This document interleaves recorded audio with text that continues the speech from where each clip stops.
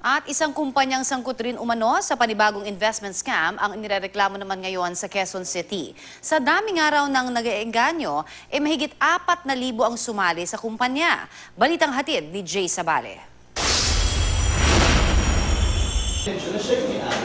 Sa amateur video na ito nakuha noong Hunyo, makikitang isang lalaking nakaitim na polo ang dinudumog ng mga miyembro ng umano'y investment company na Skyline International Marketing.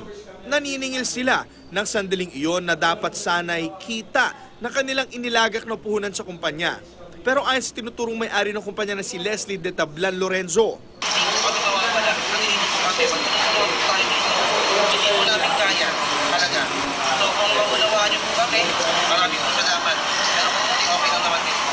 katapusan daw ng Hunyo, huling naglabas ng payout sa mga miyembro ang kumpanya.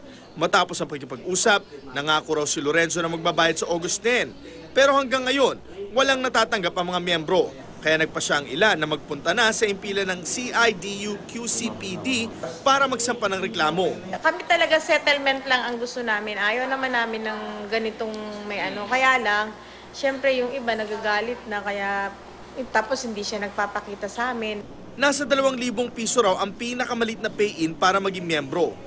May ibinibigay pa raw ng mga sabon o kaya pabango kapalit ng puhunan. Kada linggo, may makukuhang interes na 900 pesos. Matapos ang pagkubra ng 10 cycle o 10 beses, kinakailangan na muling mamuhunan. Dahil sa malaking kita, naengganyo ang iba na mas malaking halaga na ang ipuhunan sa kumpanya.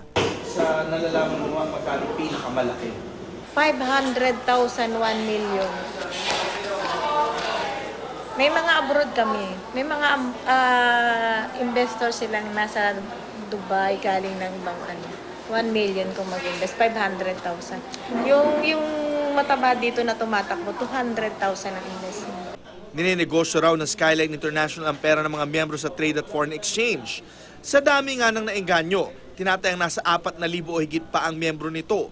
Inaasahang bukas babalik sa pulisya ang iba pang nagrereklamo para magsampa ng kaso laban sa may-ari ng kumpanya. Nauna nang dumulog ang mga nabiktima sa barangay pero nang puntahan ng mga barangay official ang opisina ng Skyline International Marketing sa Quezon City, sarado na ito. Jay Sabale, GMA News.